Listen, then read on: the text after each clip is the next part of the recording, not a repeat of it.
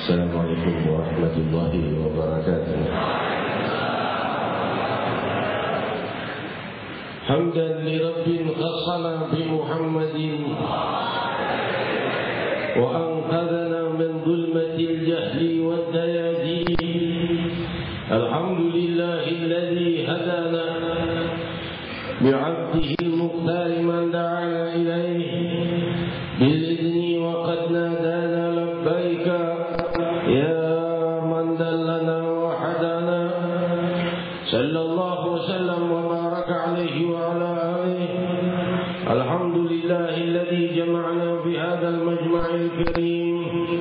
Walhamdulillahi alladhi jama'na fi hadhihi al-munasabah wa fi hadhihi al-jalsati at-tayyibati at-tahira wa fi hadha ash-shahr al-'azim wa fi hadhihi al-layali al-'azim wa fi hadhihi al-jalsati al-mubarakah limpahan puji kehadirat Allah Subhanahu wa ta'ala yang Maha Tunggal mengatur segala kejadian sepanjang waktu dan zaman, Maha mengatur jumlah nafas hamba-hambanya diberi izin untuk izin tinggal hidup di atas buminya, di dalam jasad yang miliknya, yang dicipta untuknya, diberikan kepada ruh, kepada hamba-hambanya ini alat-alat multi sempurna untuk melewati kehidupan yang sementara dan fana menuju kehidupan yang kekal dan abadi.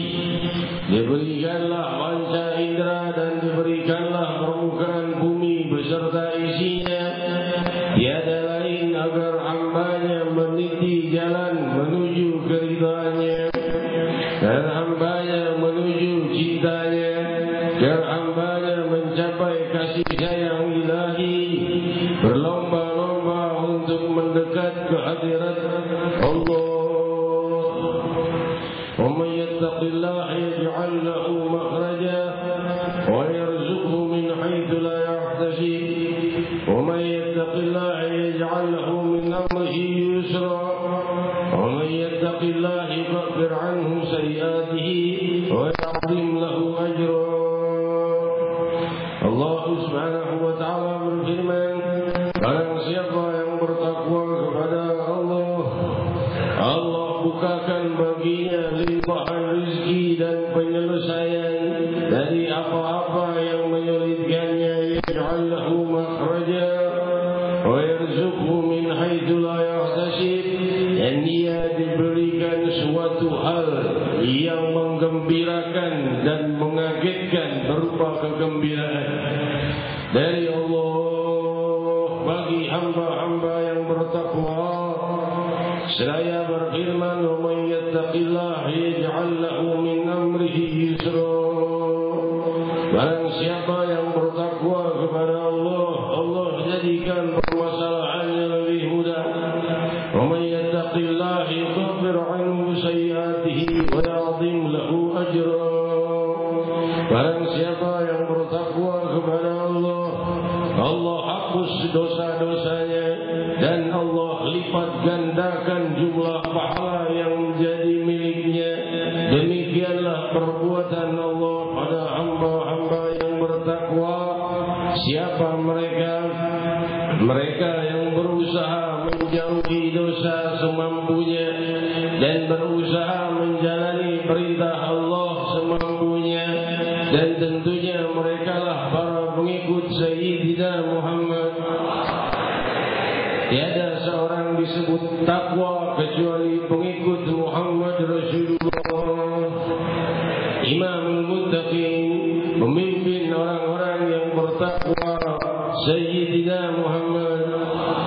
Semoga Allah mengelompokkanku dan kalian di dalam kelompok orang-orang yang bertakwa, yang selalu dilimpahi rizki dengan keluasan rizki yang zahir dan rizki yang batin, dengan datangnya rizki yang terkirakan dan yang tidak terkirakan, dan juga penyelesaian atas segala kesulitan, dan terhapus dari segala dosa, dan dilipat gandakan pahala. Ya Allah, hadirin hadirat yang dimuliakan Allah, seraya berfirman, "Wa man kana yuridu thawabad dunya fa indallahi thawabud dunya wal akhirah." Barang siapa yang mendambakan balasan di dunia, sungguh Allah di sisinya lah balasan dunia dan akhirat. Wa kana Allahu sami'an basira, dan sungguh Allah itu maha mendengar dan maha melihat. Hadirin hadirat yang dimuliakan Allah, dalam perkumpulan yang luhur ini, di bulan agung ini, di malam-malam mulia dan suci ini, di bulan Rajab yang dinamai bulan mulia dari salah satu bulan haram, bulan yang dimuliakan oleh Allah, dan Rasul sallallahu alaihi wasallam memperbanyak ibadah di bulan ini, dan para imam-imam kita dan para sahabat kita, sahabat Rasul sallallahu alaihi wasallam kita, mereka memperbanyak istighfar di bulan Rajab. dan Rasul sallallahu alaihi wasallam memperbanyak puasa di bulan Rajab, karena inilah salah satu dari bulan haram. Karena bulan haram adalah bulan yang dimuliakan oleh Allah dan Rasulnya. Hadirin hadirat yang dimuliakan Allah, aku dan kalian sebagai tamu Allah di bulan Rajab ini sampai dan hadir di majlis zikir dan majlis ta'lim dan salawat ini, di majlis dakwah ini, tentunya dengan jamuan yang lebih, karena kita sudah berada di majlis ini sebagai tamu Allah, juga sebagai tamu Allah di bulan Rajab. Dan pada hakikatnya manusia itu adalah tamu Allah pada setiap detik hidupnya. Selama ia masih hidup, ia adalah tamu Allah, ia dijamu oleh Allah. Maka fahamilah sahibul bait, fahamilah siapa yang kita kunjungi, yaitu Rabbul Alamin dalam setiap nafas kita. Karena setiap nafas kita hakikatnya kita tamu ilahi di buminya. Karena kita berada di bumi yang milik Allah, kita hidup dengan jasad yang kita tidak membeli dan tidak menciptanya, tapi dari Allah. Maka kita adalah tamu, dan tamu termuliakan bagi yang memahami. Hadirin hadirat yang dimuliakan Allah, kalau kita tahu siapa yang sedang kita kunjungi dalam kehidupan ini, yaitu Rabbul Alamin subhanahu wa ta'ala yang kita kunjungi dalam setiap nafas kita, maka kita akan memahami bagaimana adab kesopanan kita berada di hadapan tuan rumah Maharaja alam semesta ini.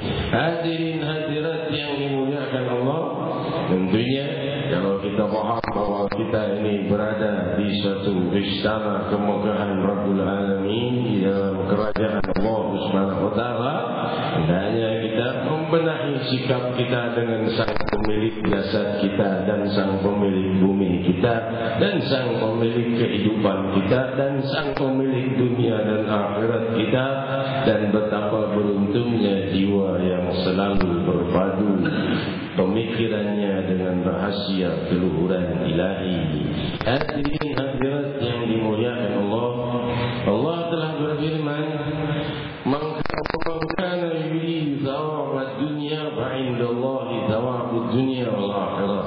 Di antara orang-orang itu ada yang menghendaki balasan di dunia saja atas amal pahala ibadahnya, namun Allah memiliki balasan bukan hanya di akhirat saja, tapi di dunia dan di akhirat.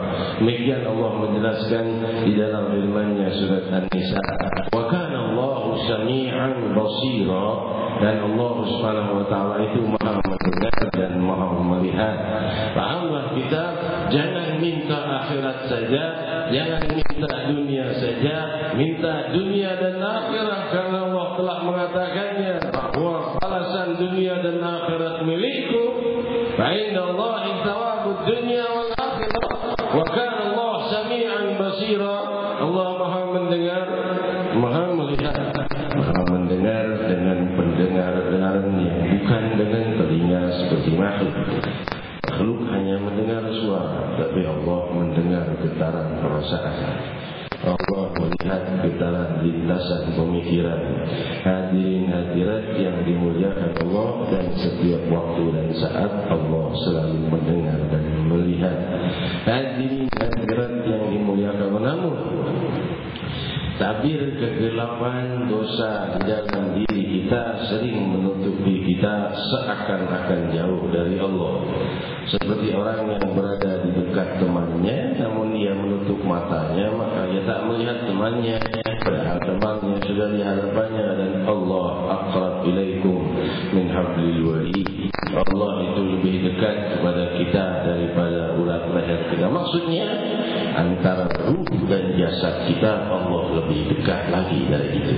Allah lebih mampu dari kedekatan jasad dengan ruh, karena Allah yang Maha mampu memisahkan ruh dengan jasad. Allah yang Maha menentukan setiap nafas kita. Allah Maha dekat bukan dengan sentuhan, dan Allah juga jauh bukan tanpa perhitungan jarak, tapi dengan kedekatan jiwa, karena jarak tidak bisa menempuh dan mencapai Rabbul Alamin. Karena jarak hanya bisa mencapai alam ciptaan Allah. Jarak dan tempat tidak bisa menjangkau Rabbul Alamin, pencipta semua waktu dan tempat. Hadirin hadirat yang dimuliakan Allah, demikian agungnya Sang Maharaja Langit dan Bumi dan Sang Maha Lembut. Diriwayatkan dalam Sahihul Bukhari bahwa Rasul sallallahu alaihi wasallam melintas bersama para sahabatnya, lalu lewatlah seorang anak kecil. Lantas Rasul sallallahu alaihi wasallam memanggil, berteriak, mengangkat suara, apakah anak ini mempunyai ibu? Maka keluarlah ibunya dan menangis mendekapnya dan menciuminya. Saya berkata, ibni, ibni. Maka para sahabat menangis. Maka Rasul berkata, ma yubkikum, apa yang membuat kalian menangis? Para sahabat berkata, cinta ibu itu terhadap anaknya begitu besar ya Rasulullah, kami terharu. Maka Rasul sallallahu alaihi wasallam bersabda, Allah arham bi ibadihi min hadhihi waladiha. Allah lebih kasih sayang kepada hamba-hambanya dari ibu itu kepada anaknya. Saudara-saudariku yang dimuliakan, diriwayatkan di dalam Fathul Bari di Syarah Sahihul Bukhari oleh Imam Ibnu Hajar al-Asqalani mensyarahkan makna hadis ini bahwa yang dimaksud di dalam hadis ini oleh Rasul sallallahu alaihi wasallam adalah orang yang wafat dalam keadaan bertobat dari dosa-dosa besar. Mereka yang wafat dalam keadaan iman ya, dan sempat bertobat dari dosa-dosa besar, maka mereka tidak akan menyentuh api neraka. Karena kelanjutan dari hadis ini adalah dijelaskan oleh Imam Ibnu Hajar. Rasul bertanya kepada sahabat, ada kelanjutan riwayat lain, hal tarawna hadhihi tarihah waladaha finnar? Apakah kiranya si ibu yang sedang memeluk anaknya itu mau melemparkan anaknya ke api? Para sahabat berkata, tidak mungkin wahai Rasul, tidak akan. Maka Rasul sallallahu alaihi wasallam menjawab, Allah lebih menyayangi hambanya dari ibu itu terhadap anaknya. Menunjukkan orang yang wafat dalam iman dan sempat bertobat dari dosa-dosa besar tidak akan disentuhkan kepada api neraka oleh Allah Subhanahu wa taala. Jika diriwayatkan di dalam riwayat Imam Tabrani dan lainnya bahwa jadi disyarahkan oleh Imam Ibnu Hajar, dicantumkan di dalam Fathul Bari di Syarah Sahih Bukhari tentang hadis ini yang terkait dengan hadis ini, bahwa Rasul sallallahu alaihi wasallam lewat di dekat wanita, seseorang wanita ibu-ibu yang berkata sedang menyalakan api ubun, kayu bakar sedang menyalakan. Wahai Rasulullah, Rasul berkata, labbaik wa sa'daik. Ya, apa yang bisa aku bantu, kata Rasul. Apakah betul Allah melemparkan hambanya seperti aku melemparkan kayu ini ke kayu bakar, hambanya yang beriman? Maka Rasul sallallahu alaihi wasallam pun menunduk dan mengalirkan air mata menangis. Saya bersabda, walladzi nafsi biyadihi innahu la yutrihu ahadu ibadihi innar illa man aba an yaqula la ilaha illallah inda mautih. Demi Allah, tiadalah Allah menaruhkan hambanya di dalam api kecuali mereka yang berat dan malas mengucap la ilaha illallah di saat wafatnya. Hadirin hadirat, demikian kelembutan Allah Subhanahu wa taala yang jauh lebih lemah lembut kepada kita daripada ibunda kita. Saudara-saudariku yang kumuliakan, jika kita memahami cintanya kepada kita, kita akan tenang di dunia dan akhirat, dan akan semakin tenang dengan cinta Rabbul Alamin Subhanahu wa taala. Namun Allah Subhanahu wa taala juga berfirman, asa an takrahu syai'an wa huwa khairul lakum wa asa an tuhibbu syai'an wa huwa syarrul lakum wallahu ya'lamu wa antum la ta'lamun. Barangkali kalian menyukai sesuatu tapi itu sebenarnya adalah buruk bagi kalian. Barangkali kalian membenci sesuatu tapi itu baik bagi kalian. Allah Maha mengetahui dan kalian tidak mengetahui. Saudara saudara-saudariku yang memuliakan, oleh sebab itu jangan buru-buru memvonis Allah Subhanahu wa taala dalam segala kejadian yang terjadi pada diri kita. Saya mencari pekerjaan tidak dapat, sudah doa, sudah sholat tahajud, orang lain tidak sholat, tidak beriman, malah cepat dapat pekerjaan. Barangkali 1-2 tahun atau 1-2 bulan penundaan akan membuat Allah melimpahkan yang jauh lebih luas kelak di masa mendatang padamu. Jangan sampai kita terjebak dalam kejadian saat ini karena kita tidak tahu kejadian di hari esok. Saudara-saudariku yang memuliakan, diriwayatkan dalam Sahih Al-Bukhari, jika salah seorang bersedekah, dia mengumpulkan uang dan ingin mendapatkan sedekah yang sir, pahala sedekah yang sembunyi-sembunyi tidak diketahui orang lain. Ia pun mengumpulkan uang, lalu malam-malam ia menutup wajahnya dengan kain, ia mencari orang yang mustahik, orang yang berhak.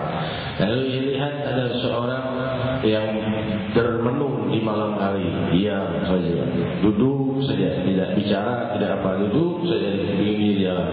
Ini orang enggak mampu, tengah malam masih belum tidur, masih duduk seperti ini. Lemparkan uang itu pada orang itu, dan dia pun pergi melarikan diri supaya orang itu tidak tahu dia yang memberi. Maka esokan harinya dia sudah gembira, sudah sedekah sembunyi-sembunyi. Esok harinya dapat kabar gempar kampung karena seorang pencuri dapat harta diberi orang yang tak dikenal. Dia berkata, lakal hamdu ya rabbal alamin. Wahai Allah, bagimu segala puji. Aku mau sedekah sembunyi-sembunyi, ternyata yang kuberi pencuri. Pencuri sedang menunggu kesempatan untuk mencuri, tidak tidur di malam hari, nanti waktu untuk mencuri. Dikira ia seorang mukara, padahal seorang pencuri. Dia berkata, berarti aku tidak akan berhenti, aku akan lanjut lagi. Ia pun mengumpulkan uang lagi. Sudah terkumpul, ia keluar lagi di malam hari. Lantas ia melihat seorang tua renta yang berjalan tertatih-tatih dengan tongkatnya, pelan-pelan jalan, tidak ada yang menemaninya, tidak ada yang mendampinginya. Ini pasti orang susah. Ia lemparkan uang itu dalam sebuah kantong kepada orang tua itu dan ia pun lari pergi. Keesokan harinya gempar, orang terkaya di kampung itu yang paling kikir dapat sedekah sembunyi-sembunyi semalam. Maka ia pun berkata, lakal hamdu ya rabbal hadzal bakhil. Wahai Allah, bagimu segala puji, aku jadi memberi orang yang paling kaya, yang paling kikir.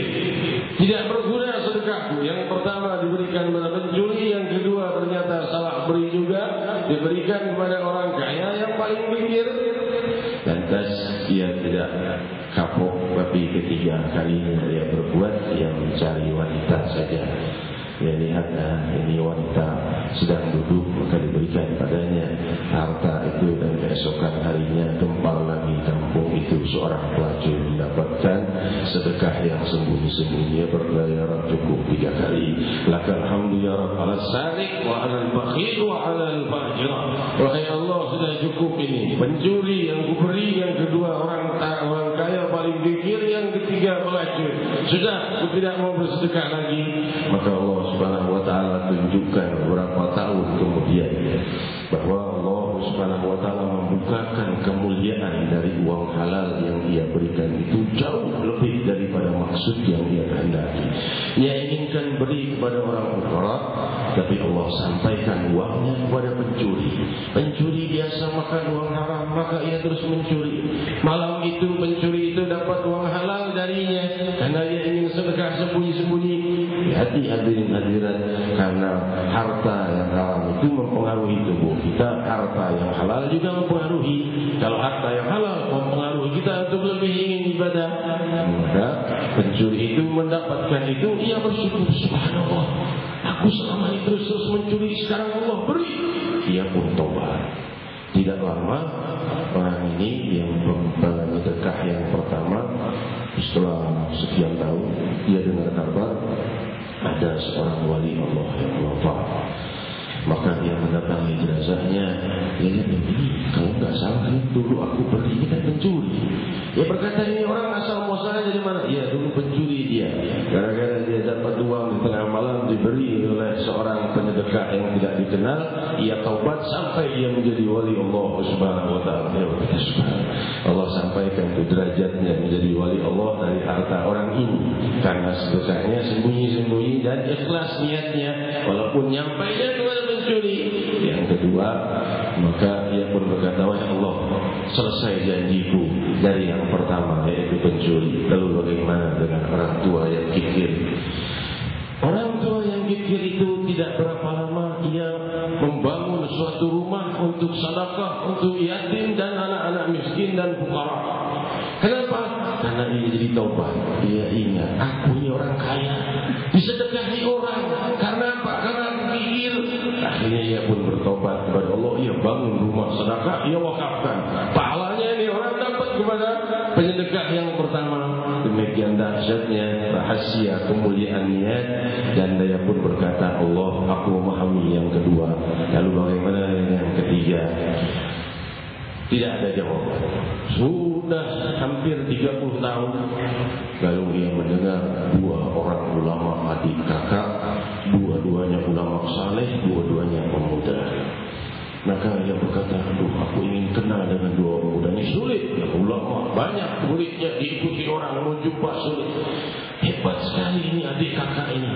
Dua-duanya ulama, dua-duanya saleh, dua-duanya berhasil dan sukses.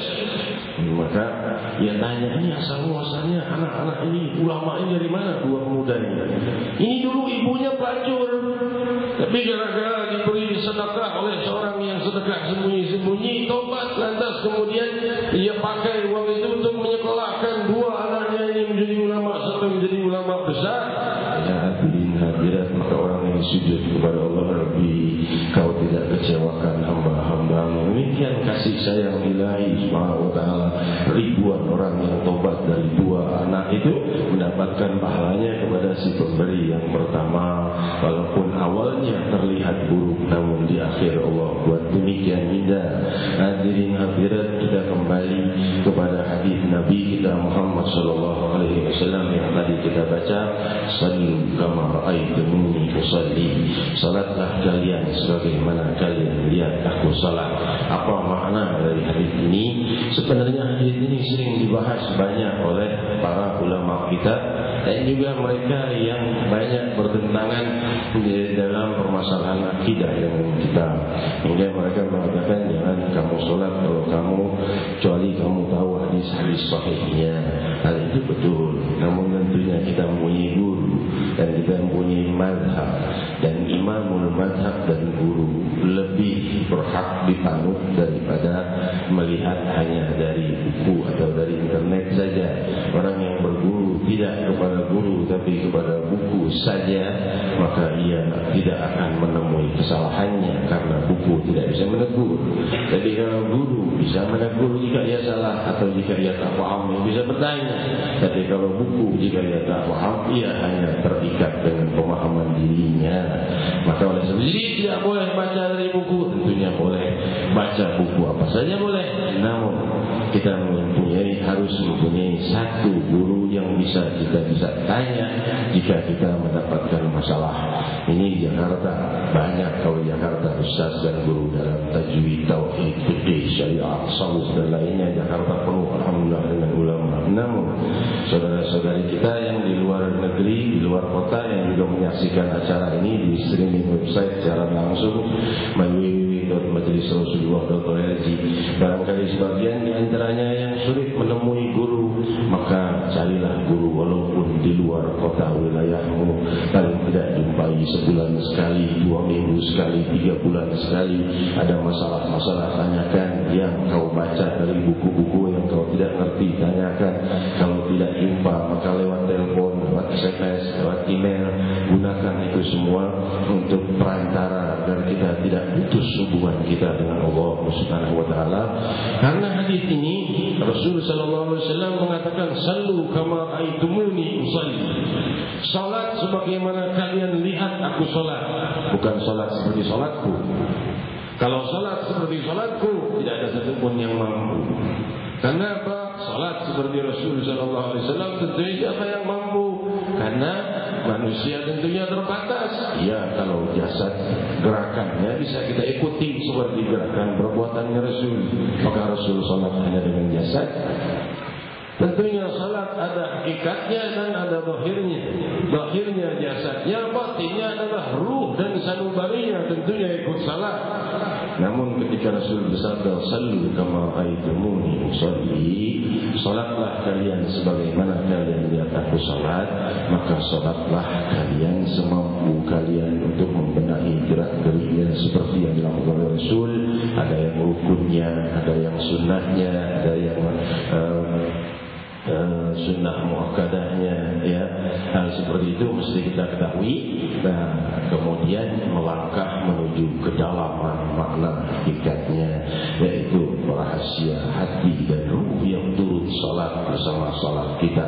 Hati dan ruh kalau sudah ikut salat dengan salat jasad kita, maka jasad selesai salat, hati dan ruhnya tidak keluar dari salatnya, karena terus dekat dengan Allah Subhanahu wa taala.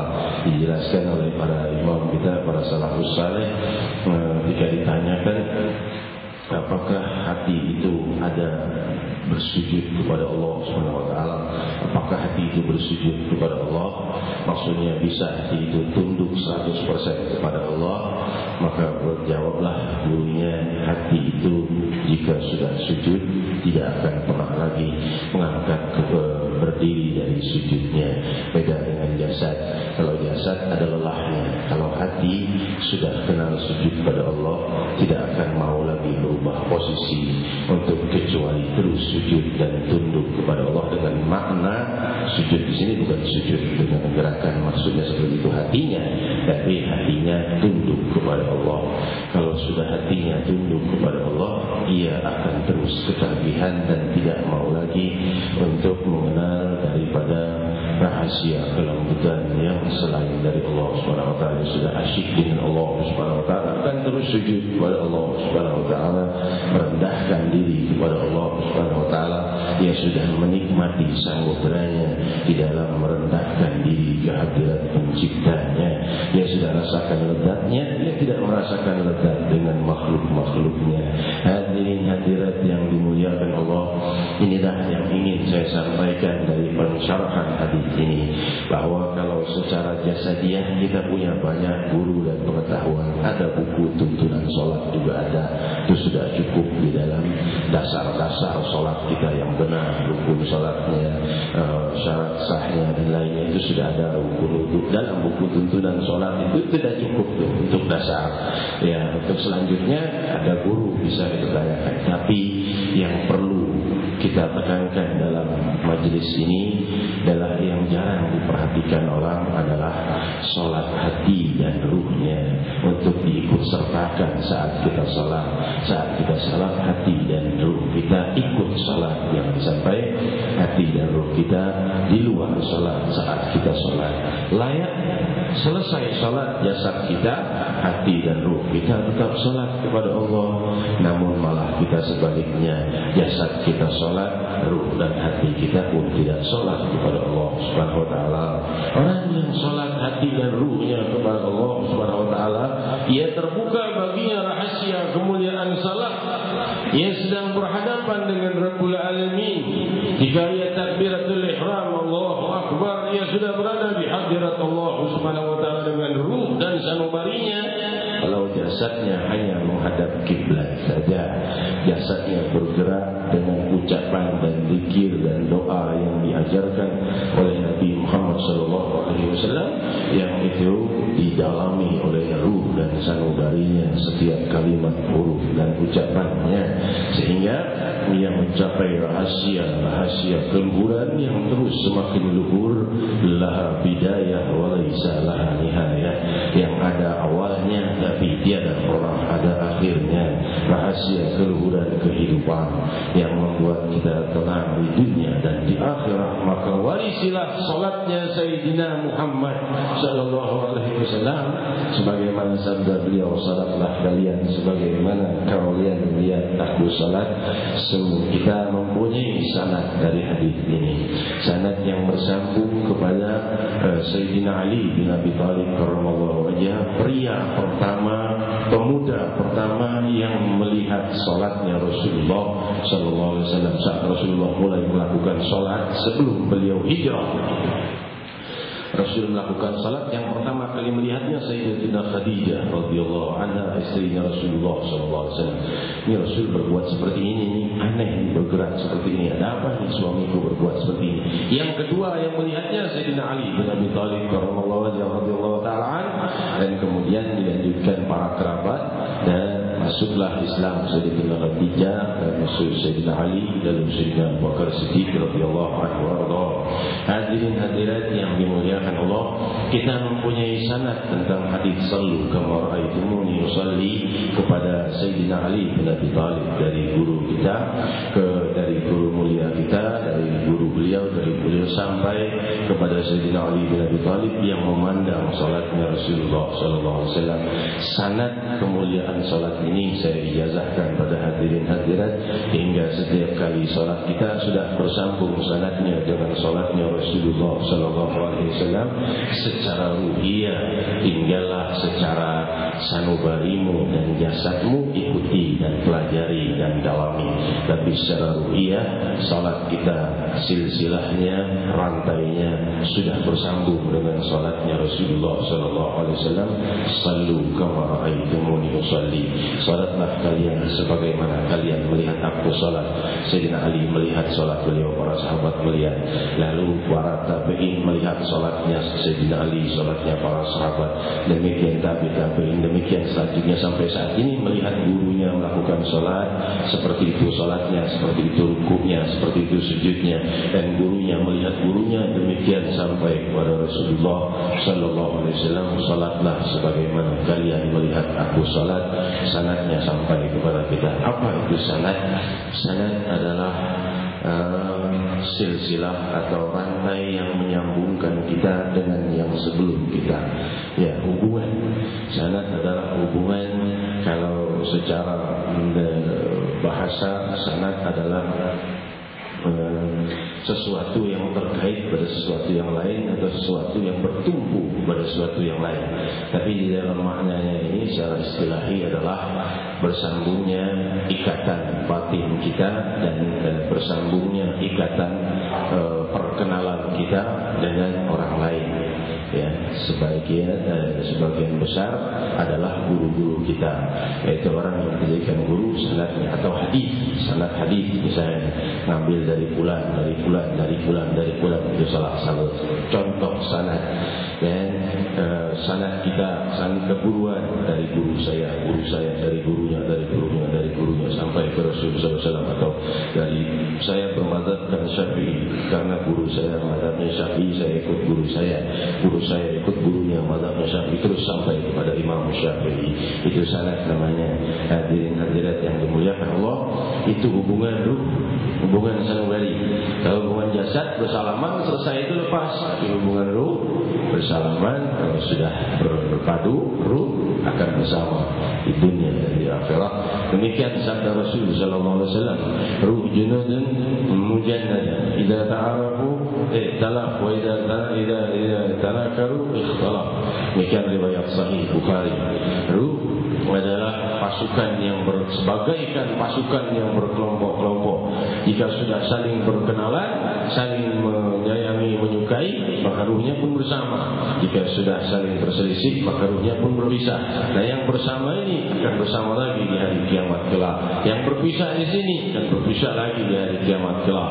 Nah, sanad dan ijazah silsilah ini menyambungkan kita dengan para guru-guru kita yang terdahulu, supaya kita bersama mereka walaupun tidak sehidup sezaman dengan para imam-imam dan dengan para sahabat dan dengan Rasul sallallahu alaihi wasallam, tapi ruh kita sambungkan dengan mencintai mereka, dengan mengikat sanad ini kepada mereka sampai kepada Rasulullah SAW, hingga kita tidak pisah dengan beliau di akhirat nanti.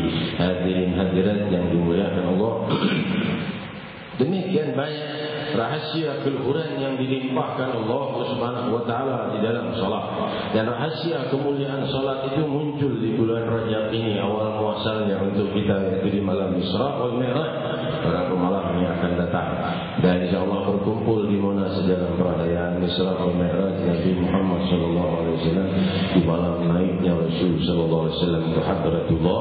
Di malam itu kita berzikir dengan ya Allah 1000 kali untuk memanggil nama Rabbul Alamin. Kenapa harus banyak-banyak? Karena Allah berfirman, "Wadkuruni azkurkum." Ingatlah kalian kepadaku, maka aku akan ingat kepada kalian.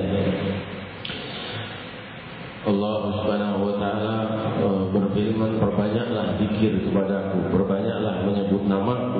Demikian Allah Subhanahu wa taala merintahkan kita, dan semakin kita banyak menyebut nama Allah, maka kita semakin dekat kepada Allah. Maka kita menyebutnya, berzikir sebanyak 1000 kali bersama-sama di dalam zikir agung, tepat di malam 27 Rajab, di malam Mi'rajnya Nabi Muhammad SAW menghadap Allah Subhanahu wa taala. Kita berniat di malam itu kita juga dibagikan rahasia kemuliaan yang Allah tumpahkan kepada Nabi dan para awliya dan salihin dan siddiqin. Dari rahasia kemuliaan yang Allah limpah ruahkan di malam Mi'raj, kita juga kebagian karena berzikir kepada Allah.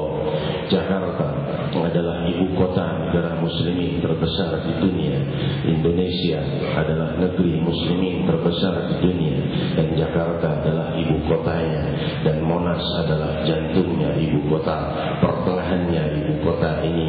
Dan di tempat itu kita berkumpul, alhamdulillah jika 1-2 orang, tapi alhamdulillah semoga di atas 1 juta yang berkumpul jantung ibu kota negara muslimin terbesar di muka bumi, berzikir dengan zikir ya Allah 1000 kali. Semoga cahaya zikir itu membias kepada sisa kehidupan kita di dunia dan di akhirat selalu dalam keluhuran. Dan semoga cahayanya juga membias, menerangi sekitar, khususnya ibu kota dan juga bangsa kita dan seluruh barat dan timur yang kesemuanya berada di dalam satu rantai dengan kita, karena bersama-sama muslimin muslimat. Dan ini negeri muslim terbesar di dunia, dan inilah ibu kotanya, dan inilah jantung ibu kotanya, yaitu Monas nanti tanggal 9 Juni malam Sabtu depan. Demikian hadirin hadirat yang dimuliakan Allah. Saya tidak berpanjang lebar menyampaikan tausiah. Ada 2 hal yang ingin saya sampaikan. Yang pertama adalah para saudara-saudari yang ingin menjadi panitia atau kru di acara event besar, untuk mendaftarkan dirinya ke Ustaz Syukran atau Ustaz Muhammad Kalbi atau saudari Aisyah Najimatul Nisa atau saudari Maya untuk kaum wanita. Kenapa? Karena kita kekurangan kru. Terus terang saja kita kekurangan kru untuk event besar. Kalau untuk event acara setiap malam sudah cukup. Tapi kalau untuk event besar, kru kita 360 orang, 1 juta yang mau diatur. Gimana caranya? Kalau 500.000, 600.000, 100.000 juga atur 360 orang. Tapi alhamdulillah acara aman, tertib dan terkendali. Alhamdulillah dengan keberkahan dan sakinah dari Allah Subhanahu wa taala. Jadi kita kekurangan kru. Hadirin hadirat yang punya waktu, itu tugasnya tidak panjang, dari kira-kira 2-3 jam sebelum acara sampai kira-kira 2-3 jam selepas acara selesai. Setelah itu cuma ada pertemuan barangkali nanti malam Kamis atau malam Rabu, diatur sama Ustaz Syukron, ada pertemuan dengan saya, kru yang mau mendaftarkan diri. Mudah-mudahan bisa menjadi terlibat di dalam pembenahan acara agung ini supaya lebih aman, lebih tertib dan lebih terkendali. Demikian yang pertama, yang mau jadi kru, rijal dan nisa, kaum wanita dan kaum pria. Yang kedua, pengumuman bahwa saya masih hidup. Ini saudara-saudariku di luar mendebar omongan SMS Habib Munzir wafat. InsyaAllah wafat semua kesusahannya. hadirin yang dimuliakan Allah, lucu ini ya. Dia orang yang iseng tapi akhirnya nyebarnya sampai kemana-mana. Yang saya dengar Ustaz Yusuf Mansur sudah sholat gaib di Bandung, juga di Banyuwangi ini sudah banyak yang sholat gaib untuk saya. Pengumuman saya masih hidup, alhamdulillah. Hadirin hadirat yang dimuliakan Allah, ini saya bicara sampaikan. Kalau ada yang mengatakan saya wafat, alhamdulillah saya lihat sendiri Habib Muzir masih hidup ya. Yang di internet ini bukan secara rekaman, secara langsung ya. Lihat yang di Kuala Lumpur, yang di Jawa Timur, Jawa Barat, di Banjarmasin, yang di mana semuanya lihat saya sehat walafiat, alhamdulillah. Malam Selasa kemarin ada sedikit demam karena meriang dan lain sebagainya, tapi alhamdulillah malam ini sembuh, siap insyaallah untuk menjalankan tugas kita masing-masing, membenahi bumi Jakarta menjadi kota Sayyidina Muhammad, kota kedamaian, kota zikir, kota aman, kota tenang, bukan kota narkoba, bukan kota miras, bukan kota zina, bukan kota kesulitan, tapi kota zikir, kota yang tenang dengan kedamaian. Amin, Allahumma amin ya. Jadi pengumuman ini disampaikan pada ramai. Saya maafkan orang yang melakukan itu, udah biasa ini. Kalau kita mau ada benar-benar besar, pasti ada fitnah aja. Bukan pasti, lebih sering ada fitnah.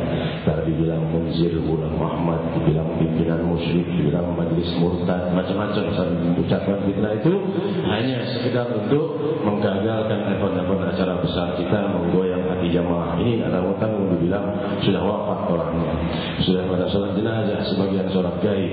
Hadirin hadirat yang dimuliakan Allah, maka cara-cara seperti ini mungkin bisa berhasil kepada orang-orang yang niatnya tidak baik. Tapi kalau seandainya untuk niat yang baik, Allah sudah janji, inna ibadi laisa laka alaihim sultan. Sungguh hamba-hambaku yang betul-betul ingin dekat padaku dan ikhlas dalam niatnya, kau tidak punya kekuatan pada mereka, wahai syaitan, kata Allah Subhanahu wa taala. Maka perbuatan mereka selalu membuat majunya majelis Rasulullah sallallahu alaihi wasallam. Makin banyak yang fitnah, makin maju majelis Rasul sallallahu alaihi wasallam. Bukan saya mengharapkan banyak yang fitnah, namun bagi para pemfitnah, perbuatan kalian justru membuat gerakan dakwah kami semakin maju, bukan semakin mundur. Demi kemuliaan Allah Subhanahu wa taala yang berfirman, in tansurullah yansurkum wa yuthabbit aqdamakum. Jika kalian menolong Allah, Allah akan menolong kalian dan menguatkan langkah kalian. Niat kita ikhlas untuk membangun generasi muda kita kembali kepada keluhuran kemuliaan, maka Allah Subhanahu wa taala yang akan membantunya langsung dan menguatkan langkah kita. Demikian hadirin hadirat yang dimuliakan Allah, dan kita doakan para pendukung dakwah kita untuk diberi kemudahan oleh Allah Subhanahu wa taala. Bapak Joni di sini semua dilimpahi keberkahan oleh Allah dan rahmat para baik semuanya, dan juga Bapak Komisaris Besar Purwono, beliau ini di Baris Krim Mabes Polri, dia bertindak korupsi. Jadi banyak musuhnya, banyak yang tidak suka. Semoga Allah singkirkan segala kesulitan, segala masalahnya. Kalau sudah jujur, banyak musuhnya, banyak yang tidak suka, banyak yang fitnah dan lain sebagainya. Allah cabut seluruh kesulitannya, Allah gantikan dengan kemudahan. Amin, Allahumma amin. Agar bisa terus tenang, konsentrasi dalam tugasnya dan dalam perjuangannya bersama kita mensukseskan gerakan dakwah kedamaian ini. Demikian hadirin hadirat yang saya sampaikan. Salam untuk semua saudara-saudariku. Ini serius nih masalah, karena sudah masuk lebih dari 2000 SMS ke kontak person yang menelpon dan menanyakan, ada yang udah nangis tentang kemangkatan saya katanya. Ya, ada yang udah sholat gaib. Nanti saya mau tegur Ustaz Yusuf Mansur, kok sembarangan sholat gaib, kalian nggak ada nelpon sembarangan sholat gaib di Bandung. Tidak ada yang Ustaz Yusuf ini. Sekarang sering SMS-an dengan saya, tapi barangkali saya ganti nomor, dia tidak tahu nomor saya yang baru. Dah sholat gaib bisa belum jelas seperti itu. Subhanallah, di Banyuwangi dah sholat gaib, kan lucu. Ya, jadi nanti kalau saya mau wafat, saya kabari dulu supaya ada. Selepas ini kita baca doa qasidah untuk mengingat perjuangan dakwah Nabi kita Muhammad sallallahu alaihi wasallam. Dan setelah itu baru doa penutup dan kalimat talqin. Demikian hadirin dari dimuliakan Allah. Sampaikan kepada teman-temanmu, tenang aja, semoga kita semua panjang umur, semua dilimpahi keberkahan, semua dilimpahi kedamaian, semua dilimpahi